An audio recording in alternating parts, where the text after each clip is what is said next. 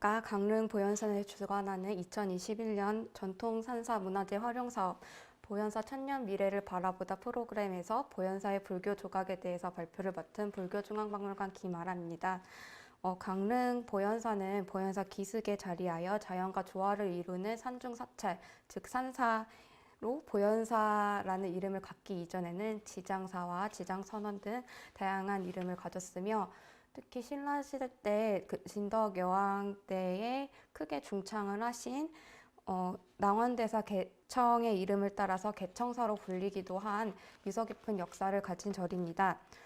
늦어도 신라시대 때부터의 유서 깊은 역사를 지닌 보현사에는 경내에 있는 보물, 낭원대사 승탑과 탑비, 그리고 오늘 소개해드릴 정강내의 다양한 불상들을 비롯하여 고려시대부터 근현대의 다양한 성보문화재가 있습니다. 먼저 보현사의 가람 배치, 즉 그 건물들의 배치는 다음과 같습니다. 저희가 소개해드릴 불상들은 먼저 보현사의 중심 건물인 대웅전에는 강원도 유형문화재로 지정된 조선 후기의 아미타 삼존불상이 있으며 그 옆에 영상전에는 조선 후기에 제작된 석가 삼존불상과 16나한상 등 영상전의 종상들이 모셔져 있으며 이에 별도의 장소에 종무소에 모셔져 있는 강원도 유형문화재 소조 보살자상과 국가 지정문화재로 지정 예고가 된 문수보살자상이 있습니다. 보현사의 불상들은 크기가 좀 작긴 하지만 빼어난 조각 수각과 더불어 특정한 시대를 보여주는 시대 양식이 보이고 있으며 또한 비슷한 시기에 중국과 일본에서는 볼 수 없는 존상들의 도상 구성과 형식을 보여주고 있어 역사적으로 중요한 의미를 지닙니다. 오늘 강의에서는 어떠한 부처님이 왜 보셔졌는지, 그리고 그것이 보현사의 불상이 어떠한 가치를 가지고 있는지, 특히 이번에 국가지정문화재로 지정 예고가 된 보살좌상에 대해서 한번 이야기를 해보고자 합니다. 먼저 사찰에서 가장 중심 건물에 있는 대형보전은 그 자체 조선 후기에 지어졌으며 그 자체로도 강원도 유문화재 자료로서 의미가 있는데요. 이 내부에는 조선 후기인 1691년에 제작된 삼존불상이 있습니다. 중앙에는 부처님이 한 분 모셔져 있고 좌우로는 앉아있는 자세의 보살상 두 분이 모셔져 있습니다. 돌로 조각을 하고 표면에 우치를 하고 금박을 입힌 석조불상으로 이 불상은 지정문화재 명칭으로 흔히 아미타 삼존불로 알려져 있으나 연구자들 사이에서는 그 불상의 명칭, 즉 조상 해석에 대해서는 아직 논란이 있습니다. 이 불상을 해석하는 것에 대해서는 이 불상이 어디서 모셔졌고 어떤 옷차림을 하고 있고 어떤 자세를 하고 있고 어떤 손 모양을 하고 있고 그리고 함께 봉안된 다른 상들은 어떤 상들일지, 그리고 직접적인 기록으로는 불상과 관련된 기록이 있는 사찰 기록물이라든지 아니면 그 불상의 내부에서 여러 유물들도 발견되기도 하는데요. 거기에 있는 기록들을 통해서 알 수 있습니다. 또한 경전에는 부처님이나 보살상 분들의 모습을 기록을 남기기도 하는데요. 그러한 모습을 통해서 이 불상의 존명이 어떤 것이고 어떻게 해석을 할 수 있는지 그런 근거들을 알 수 있습니다. 그 영상전 삼존불 중에 협시보살상 중 하나에서 직접적인 근거라 할 수 있는 이런 명문이 기록되어 있는 조성 발언문이 발견이 되긴 하였는데요. 여기는 경희 3년 1691년에 불상을 만들고 이윤을 했다라는 기록이 있으나 이 상에 대한 어떻게 조성을 하게 되었는가, 제작을 하게 되었는가에 대한 내용을 적었을 때 언제 만들어졌고 누가 만들어졌고 어떤 장인이 이것을 만들었고 어떤 목적으로 어떤 불상을 제작했는지에 대한 기록이 있어야 하는데 여기에는 불상의 제작자와 어떤 불상을 제작을 했는지에 대한 기록이 없기 때문에 대신에 저희가 계속해서 아미타불이라고 인식해왔던 이유는 그 협시보살의 보관과 본존불의 이런 형식과 양식에 의해서 그렇게 알려져 왔습니다. 먼저 그 아미타불이라고 인식되어 왔던 그 근거 중 하나인 이 협시보살상을 보시면 이 협시보살상의 보관에는 어떠한 인물이 앉아있는 모습이 그려져 있는데요. 이것을 화불이라고 하는데 보살이 쓴 그 관 안에 화불이 있는 모습은 아미타불이 설법을 한 관무량수경이라는 경전에서 관음보살이 천관을 쓰고 있는데 그 관 속에 한 분의 화신불이 계시다라고 쓰여 있어서 이러한 화신불이 있는 보관을 쓴 이 보살님은 이제 관음보살이고, 그리고 또 같은 경전 안에 이 관음보살이 무량수불, 즉 아미타불을 옆에서 같이 모시고 있다고 쓰였기 때문에 중앙에 있는 부처님은 아미타불이고, 그리고 이제 화불이 새겨진 보관을 쓴 보살님은 관음보살님, 그리고 그 반대편에 있는 분은 대세지보살이라고 이렇게 인식하여 왔습니다. 또 다른 근거 중 하나는 그 중앙에 있는 본尊불상의 그 양식에서 볼 수 있는데요. 이렇게 한쪽 손을 무릎 위에 올리고 다른 쪽 손은 이렇게 살짝 아래로 내려 있는 이러한 모습은 일반적으로 저희가 대체적으로 대중적으로 잘 알려진 경주 석굴암 본尊불 통일신라 때 이 불상이 취하고 있는 항마촉지인이라고 하는 석가모니 불만이 취할 수 있는 이런 그 수인으로 손 갖춤으로 인식되어 왔는데, 그러나 조선시대에 들어서는 돌로 조각을 할 때 그 모든 불상이 취할 수 있는 설법인이라고 하는 이러한 비슷한 수인이 있는데요. 그때에 들어서는 돌로 주로 조각을 많이 하였는데, 이렇게 몸에서 떨어지고 이렇게 낱개로 떨어져 있는 이러한 손을 갖출 때 돌로 조각을 하면은 손이 떨어지기 쉽기 때문에 이렇게 목조로 조각할 경우에는 조각이 좀 더 쉽고 손은 따로 제작해서 붙였기 때문에 제작하기에 너무 쉬웠습니다. 다만 돌로 조각을 할 때는 이렇게 하기가 어려웠기 때문에 이렇게 몸에서 떨어지는 대신에 몸에 바짝 붙이거나 무릎 위에 얹는 이러한 모습을 보이게 됩니다. 따라서 이 보현사 대웅보전의 본尊불의 수인은 석가모니 부처만이 할 수 있는 그 수인이 아닌 그 조선시대 석조 불상에서 나타나는 일반적으로 보이는 설법인이라는 모든 부처님이 취할 수 있는 그런 수인의 표현이라고 할 수 있습니다. 보현사 대웅전 본존불의 경우 양 어깨를 모두 덮은 이 통견의 대의를 착용하고 계시는데요. 이러한 차기는 이 동일한 시기에 석가모니 비슷한 자세, 손 모습을 취한 석가모니 부처님의 옷차림과는 차이가 있기 때문에 이것을 항마촉진을 한 석가모니 불상이라기보다는 설법인이라는 모든 부처님이 취할 수 있는 수인을 취한 아미타불이라고 보는 것이 맞다고 하여 이렇게 아미타불이라고 생각을 하게 됩니다. 하지만 좀 연구자들의 연구 결과 이것이 아미타불이 아니고 석가모니 불이다라고 생각을 하게 되는 이러한 근거들이 있었는데요. 마찬가지로 협시보살의 그 보관과 이 불상이 모셔진 곳에 대한 그 명칭에 대한 문제가 있습니다. 앞서 말씀드렸던 그 보현사 대웅전 협시보살의 보관이, 그 화불이 새겨진 보관이 불상이 최초 만들어졌을 당시의 그 보관이 아니고 이후에 어느 때에 만들어진 것이기 때문에 처음 만들어졌을 때는 이 화불이 표현되지 않았을 가능성이 있고, 또한 이 불상이 모셔진 곳이 대웅보전이라고 하는 곳에 모셔졌는데, 묘법 연화경에 의하면 이 대웅이라는 뜻은 석가모니를 말하며 석가모니를 모신 곳을 말하는 것이기 때문에 여기에 모셔진 부처님은 아미타불이 아닌 석가모니 불이라는 것을 말해줍니다. 따라서 아직 어떤 부처님인지는 확실하게 결론은 밝혀지지 않았지만은 어떤 부처님이라고 지칭하기보다는 삼존불이라고 부르거나 지정문화재로 지정된 그 명칭을 따라서 아미타불로 부르는 편이 훨씬 나을 것 같습니다. 보현사에 있는 저희가 소개해드릴 불상들을 포함해서 우리나라 사찰에 모셔진 불상들은 주로 조선 후기의 불상들이 많은데요. 그 이유는 조선 전기쯤에 계속되었던 억불숭유 정책이나 아니면은 임진왜란이나 병자 호란 등의 그 전쟁으로 인해 조선 전기까지 있었던 많은 불상들이 소실이 되자 그런 불상들을 좀 다시 재건하기 위해서 많은 그 승려분들이 노력을 하셔서 조선 후기에 들어서 전쟁 이후에 많이 불화나 불상을 조성하려는 불사가 이루어지게 됩니다.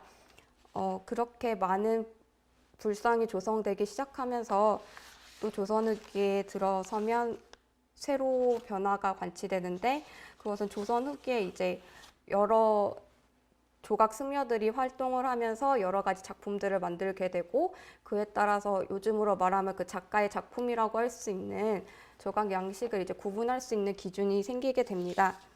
대표적으로 경기도와 황해도 지역에서 활동했던 수연, 전라도와 충청 지역에서 활동했던 응원 인균, 전북과 충청 지역에서 활동했던 범령, 경상도, 전라도, 충청도에서 활동했던 현진과 청원, 그리고 전라도에서 활동했던 모염 등이 있는데요.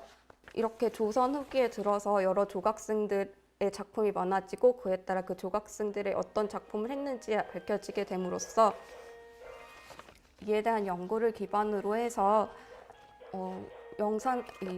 보현사 대웅전의 불상의 조성자에 대해서 어떤 작가가 이것을 만들었는지에 대해서 우리가 짐작해 볼 수 있게 합니다. 이 불상 양식을 불상을 세부적으로 뜯어보면서 한번 살펴볼 건데요. 먼저 불상의 얼굴 표현부터 살펴보겠습니다. 불상의 얼굴의 표현을 상호라고 하는데요. 이 상호 표현에서 보현사 대웅전의 본전불은 방형에 가까운 얼굴에 초승달과 같은 길고 가는 눈썹, 그리고 거의 수평에 가까운 눈매, 약간 아래로 내려뜨고 있지만 흰자와 검은 자의 그 차이가 분명해서 마치 정면을 바라보고 있는 듯한 그 눈의 표현이 특징적입니다. 또한 신체의 표현에서 이 불상은 양 어깨를 덮고 있는 통견에 대의를 착용을 하고 있는데요. 특징적인 것은 이제 안쪽에 있는 옷과 바깥쪽에 있는 덮은 옷이 이중으로 차기를 하고 있는 이중차기의 옷주름을 보입니다. 또한 이 불상은 오른쪽은 반달 모양으로 곡선을 이용해서 옷주름을 표현했고, 왼쪽은 직선을 이용해서 옷주름을 표현하는데, 자칫 부해 보일 수 있는 이 상체의 표현을 왼쪽에 직선으로 떨어지게 표현을 함으로써 좀 더 완화하고 있습니다. 하체 부분을 보시면은 거의 가로가 긴 정사각형의 그 다리 하체 비례를 보이는데요. 거의 직각으로 딱딱하게 떨어진 하체와는 달리 옷 주름을 좀 부채꼴처럼 이렇게 자연스럽게 퍼지게 표현을 함으로써 이 딱딱해 보일 수 있는 이러한 그 하체의 표현을 좀 더 완화해주고 있습니다.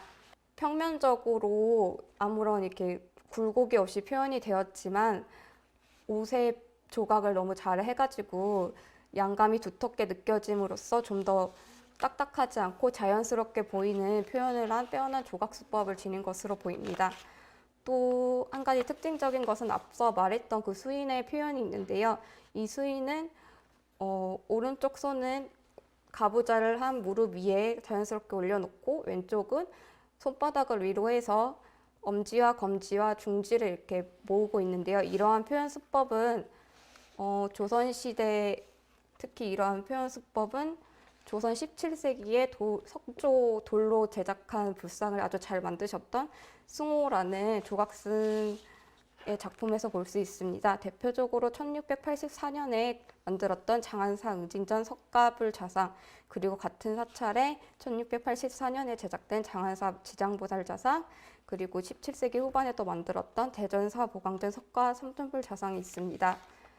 이런 불상의 얼굴 표현, 신체 표현, 옷주름 표현, 그리고 특징적인 이 손가락 모양의 표현에서 17세기 조각승 승호의 작품과 유사해서 이 작품을 그 직접적인 기록에는 없지만 이 작품을 승호라는 조각승의 작품으로 생각할 수 있게 합니다.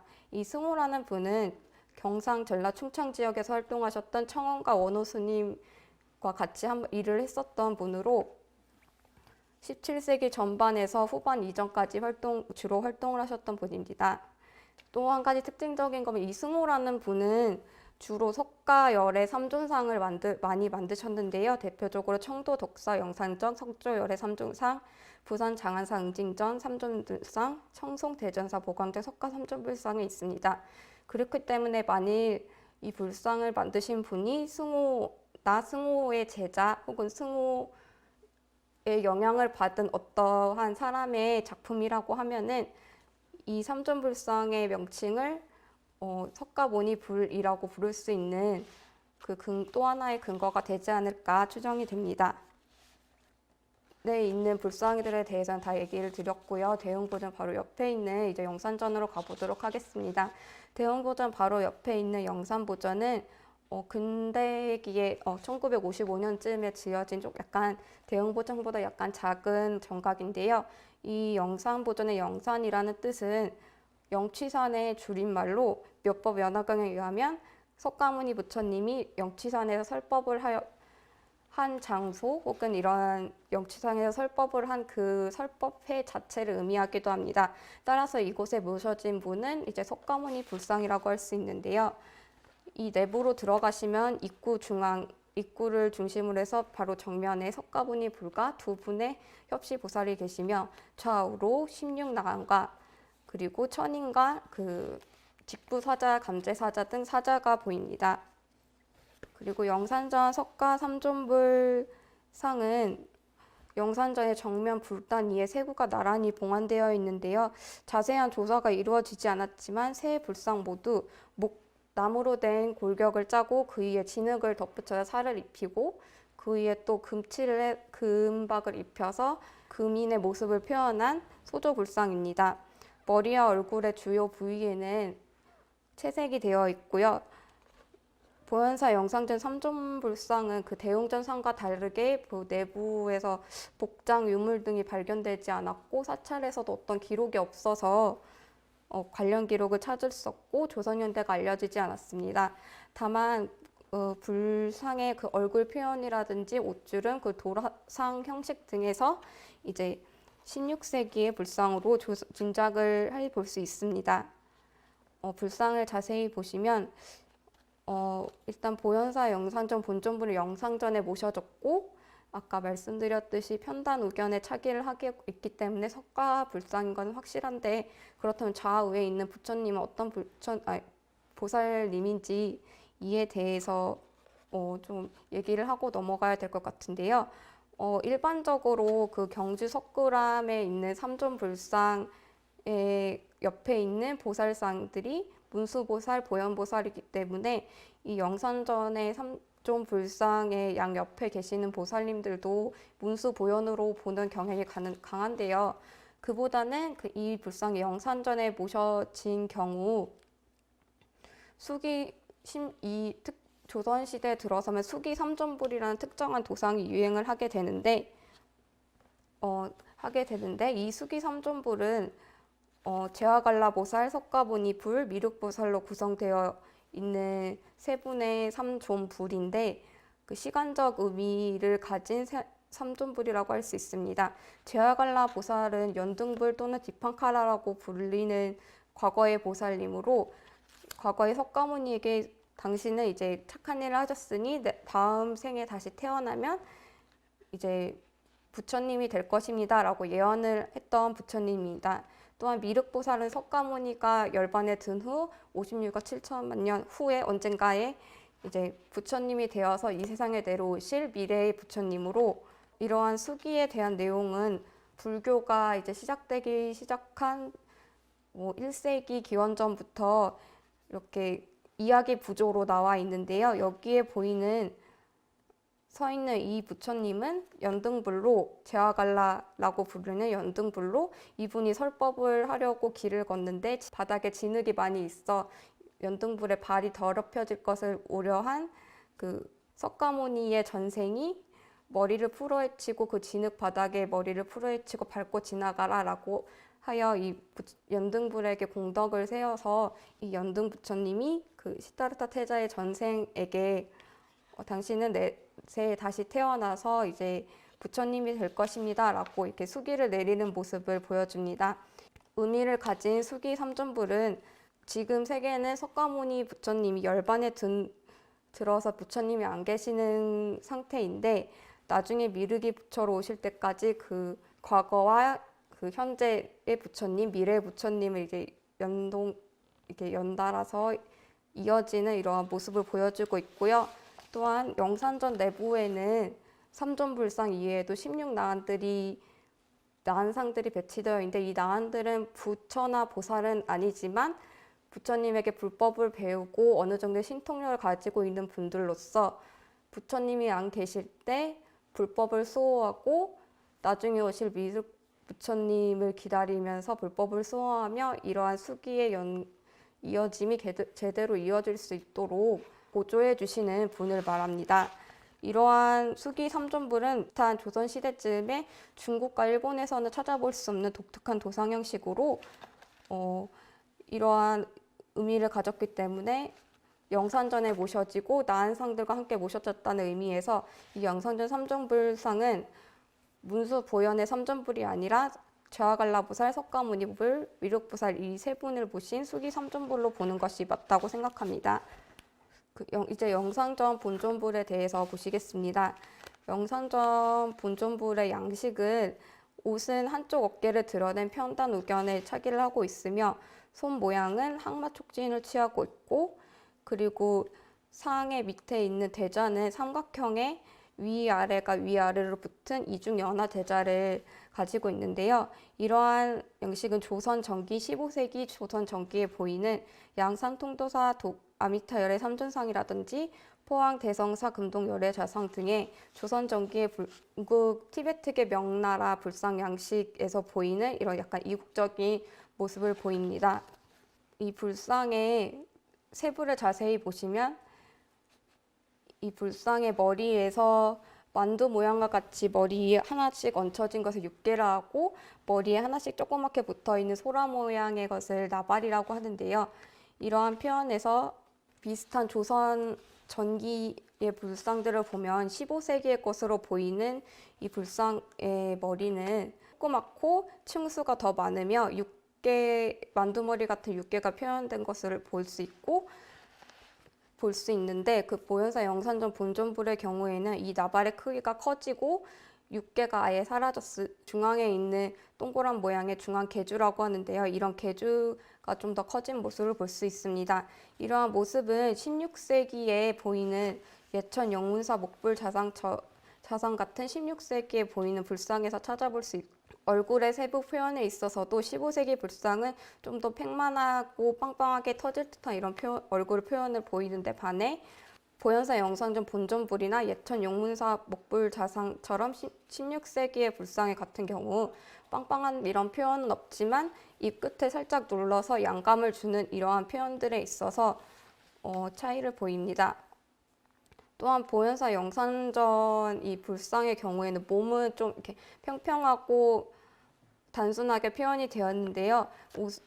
몸 위로 걸친 옷 같은 경우에는 몸을 따라 흘러내리는 주름이라든지 겹쳐있는 주름의 선을 약간 두꺼운 조각을 활용해서 이렇게 잘 표현하였음을 볼 수 있습니다. 특히 특징적인 것은 몸과 그 대자 윗면에 이제 맞닿게 되는 이 옷주름 표현이 약간 물결치듯 살짝 솟아오르는 듯이 표현된 점인데요. 이러한 모습은 대전 비례사 목조 비로자나 불자상 같이 17세기에 보이는 불상에서 보이는 특징입니다.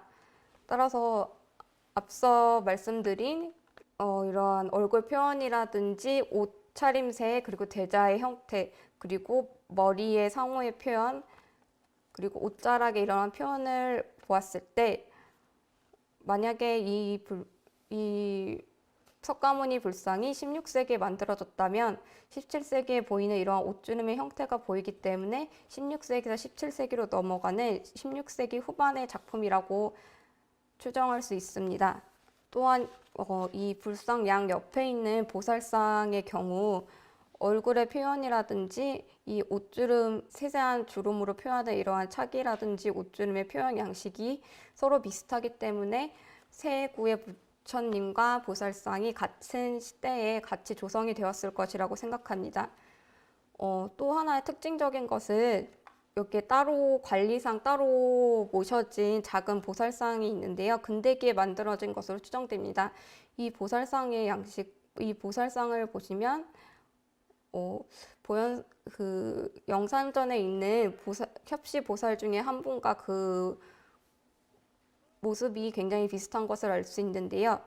여기 여기 있는 목에 주름이 하나도 없이 삼도가 표현되지 않는 점, 그리고 보통 보살상이라면 있어야 할 여러 장신구들이 없이 보감만 이렇게 표현이 되었다는 점, 그리고 천 하나만 가지고 옷을 입고 있다는 점, 그리고 오른손을 들고 왼손을 내린 이러한 수인의 표현 등에서 이 보현사 작은 보살상은 그 영산전에 있는 제와갈라 보살 좌상에서 모습을 따서 근대게 새로 만들어진 것으로 생각이 됩니다.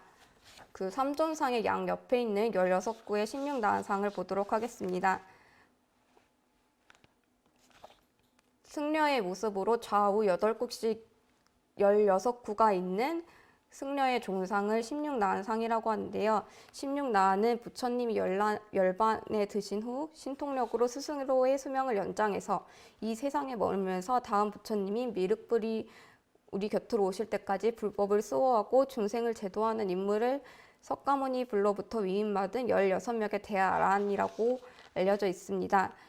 이러한 나한상들의 모습은 각자 나이와 배경이 다르기 때문에 묘연사에 있는 그 16나한상처럼 옷과 자세와 지물들도 다양하게 나타납니다.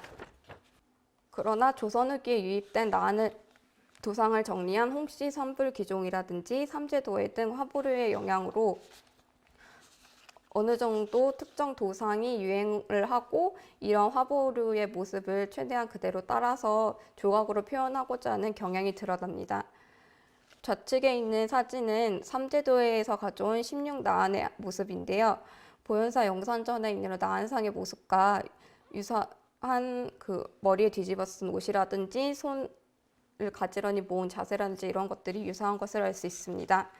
구체적으로 흙으로 만들었기 때문에 얼굴은 특별히 어떻게 독특한 모습은 보이지 않지만 흙이라는 그 재료의 특성 때문에 좀 더 자유로운 표현이 가능해서 같은 나이대의 나한상이라더라도 좀 더 다양한 얼굴로 개성 있는 표현을 했음을 알 수 있습니다.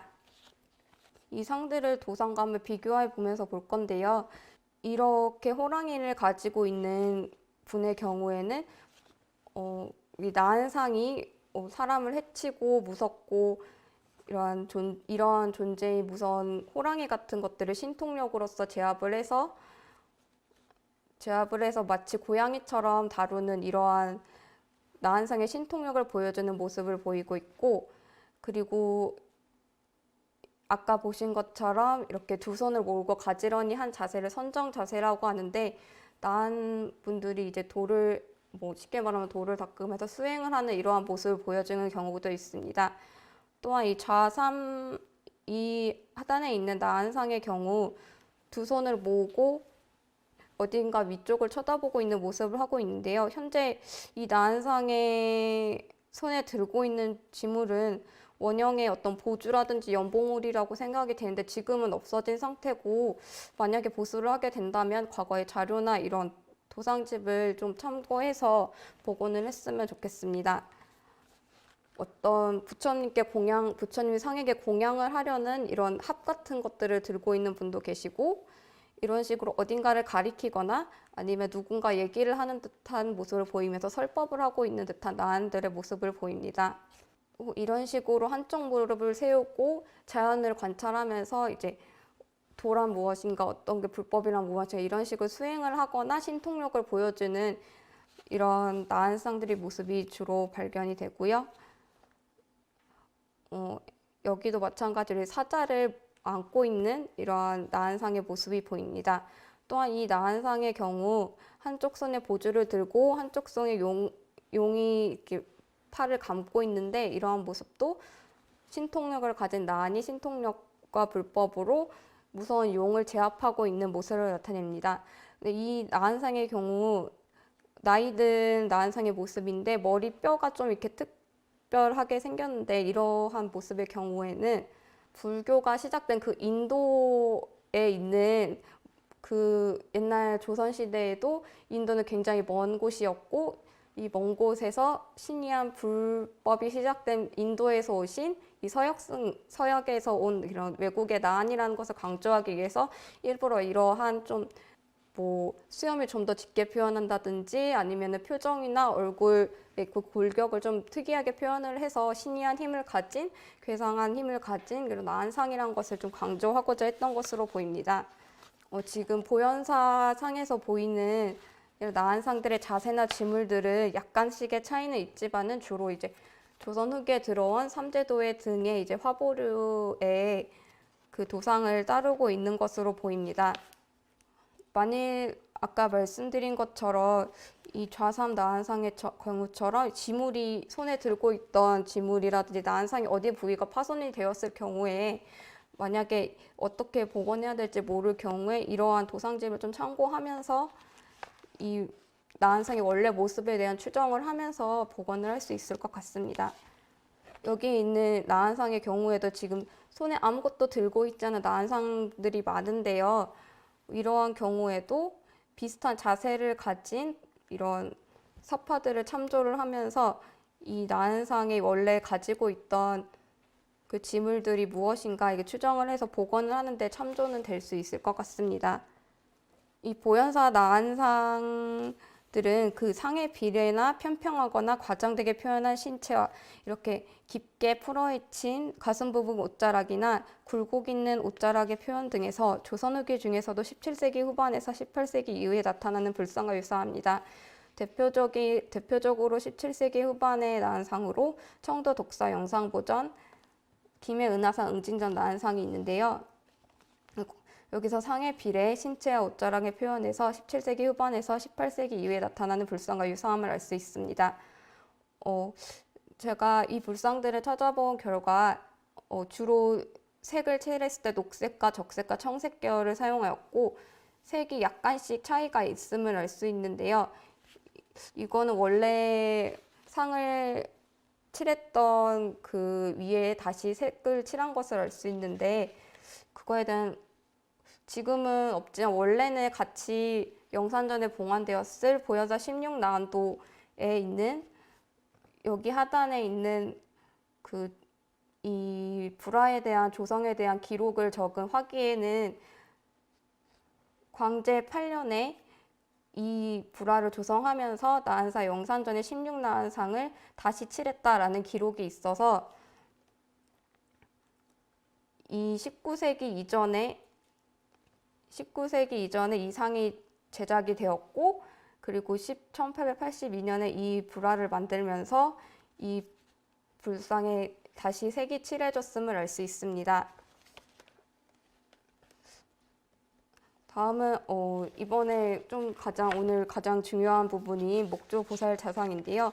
이 목조보살자상은 기존의 고려 시대에 제작된 것으로 추정될 만큼 굉장히 조선시대 불상과 약간 차이가 보이는 이러한 불상입니다. 현재 지금 제 뒤로 불상이 보이고 있는데요. 이 불상은 돌 조각과는 좀 더 다르게 조각의 표현이 좀 더 선의 표현이 섬세하고 좀 더 얇은 손가락의 표현까지도 하나하나 잘 섬세하게 표현이 된 형태입니다. 상의 측면을 보면은 이렇게 살짝 어깨를 구부정하게 내려보면서 불단 아래에서 상을 바라보는 이제 불자들의 눈과 마주치기 하기 위한 모습이고요. 이 불상은 나무로 만들고 그 위에 옷을 칠한 건칠불로서 이러한 건칠불은 조선시대에는 잘 나타나지 않고 주로 고려시대에 제작이 되었습니다. 건칠불은 제작을 할 때 나무와 점토로 대체적인 형태를 만들고 그 위에 삼배를 한 겹 바르고 칠을 한 겹 바르고 하면서 충분히 건조시킨 다음에 만드는 이런 좀 번거롭고 시간이 오래 걸리고 또 칠이라는 것 자체가 옷칠이라는 것 제가 약간 비용이 많이 드는 재료인데요. 이런 식으로 상에 옷칠을 하고 있는 것을 볼 수 있습니다. 주로 고려시대에 이런 건칠불 목조가 유행하면서 많이 만들어졌고 조선시대에는 조선 전기에 이런 칠이라는 비싼 것에 대한 사치품이라고 생각을 했었고 이거의 사용을 제한하기도 하였고 특히 억불 숭유 정책을 있었던 그 조선 시대에는 특히 이런 불상을 제작할 때 칠의 사용을 금하기도 하여서 이러한 불상이 만약 조선시대 것이라면 굉장히 희귀한 사례고, 그만큼 좀 이 불상을 제작하는데 시주했던 분들의 그 영향력에 대해서 생각을 해볼 수 있습니다.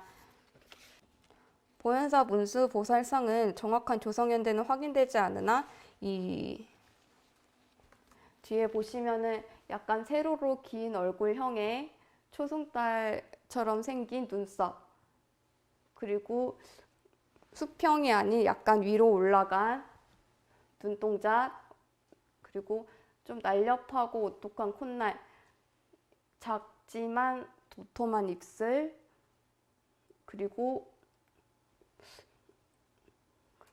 몸을 약간 선을 살짝 음각선을 하면서 이렇게 표현한 몸의 신체, 그리고 몸 자체도 약간 조선시대 일반 불상, 석조 불상보다는 좀 더 가늘고 약간 허리가 긴 모습을 보여줍니다.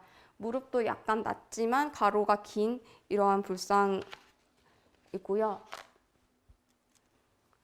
옷의 경우에는 약간 얇은 옷이 겹겹이 표현이 되어 있는 것을 여러 겹을 이렇게 겹쳐 있는 표현을 잘 한 상태이고, 손의 표현의 경우에도 손톱의 표현이라든지 손끝이 살짝 얇아지면서 끝이 올라가는 표현들 같은 경우를 잘 하였습니다. 그리고 왼쪽에 있는 가사 장식은 금강령과 약간 금강령 같은 표현이 보이고 이러한 장식들이 있는데요. 이러한 표현은 일반적인 나무 조각으로 또 하기 어렵기 때문에 종이 같은 것을 좀 뭉쳐서 틀을 만든 후 그거를 따로 부착해가지고 이러한 장식을 했을 것으로 보입니다. 세부적인 장식이나 그 상의 표현에서 굉장히 잘 만든 작품이라고 생각이 듭니다. 이러한 불상의 모습은 우리나라에서는 잘 볼 수 없고, 오히려 그 중국에서 요대나 근대에 만들어진 불상과 보살상의 모습에서 주로 찾아볼 수 있습니다. 세부 모습은 이렇고, 보관을 벗었을 때 모습은 이렇고요. 보관 자체도 조선시대의 일반 불상들을 통으로 제작한 것에 반해 여기서 얇은 판을 이중으로 만들어서 위에는 동그란 보주에서 화염이 피려 나오는 화염 보주에 장식을 하였고, 여기 판에는 마치 꼬불꼬불한 고사리 같은 그 당초문 장식을 하였습니다. 그리고 앞에 있는 1층의 이 단에는 활짝 핀 연꽃의 모습을 표현하였고, 그 밑에 줄을 따라서 이제 연봉우리 모양의 장식을 한 상태입니다. 이러한 중국의 요대, 근대 10세기에서 13세기 정도의 불상과 굉장히 비슷한 모습을 가진 보현사 목조 보살 좌상 안에는 내부에서는 또 이런 1292년에 제작된 다라니가 발견이 되어서 이 불상이 한 13세기 고려시대쯤에 제작됐을 것이라고 추정되는 연구가 있었습니다. 또 이 불상의 내부에서 발견된 복장에서는 이런 다양한 그 불교 관련된 물품들이 나왔는데요. 이 불복장이란 불상 내부에 불교나 관련된 물목을 봉안함으로써 이 불상을 예배의 대상으로 전환시키는 의식을 말합니다. 여기에 있는 다란이라든지 경전이라든지 아니면 특정한 의식을 치른 이러한 물목들을 불상의 내부에 납입하고 점한 의식을 합니다. 복장에 들어가는 물건들 같은 경우에는 어떤 재료들을 어떻게 넣고 언제 넣고 어떻게 배치하는지에 대한 기록이 남아있기 때문에 이 복장 의식 자체도 지금 재작년에 그 국가무형문화재로 지정이 되었고요. 보현사의 이 목조 보살 좌상에도 그러한 방식을 바탕으로 내부에 이렇게 유물을 넣었던 것을 알 수 있습니다. 특히 2018년에는 보현사 보살상의 이 후령통이란 것을 다시 조사를 하였는데요. 당시 조사의 모습입니다. 상의 내부에 있는 것을 하나하나씩 꺼내고 이러한 모습을 볼 수 있습니다. 상을 먼저 눕히고 밑에 봉하였던 이것을 꺼내고 스님과 함께 이게 연구자들이 하나하나 조사자들이 펴는 모습입니다. 여기에서는 이전에는 발견하지 못했던 그 중수 발원문이라는 것이 발견이 되었는데요. 여기에서 특징적인 것은 이 청색의 천에 붉은색으로 글자를 썼는데 여기에는 노문수 1존, 동자문수 1존이라는 글씨가 있어서 특별한 모습을 보입니다. 이러한 것은 평창 산원사에 있는 국보 목조 문수동자 자상에서도 내부에서 발견이 됐는데요.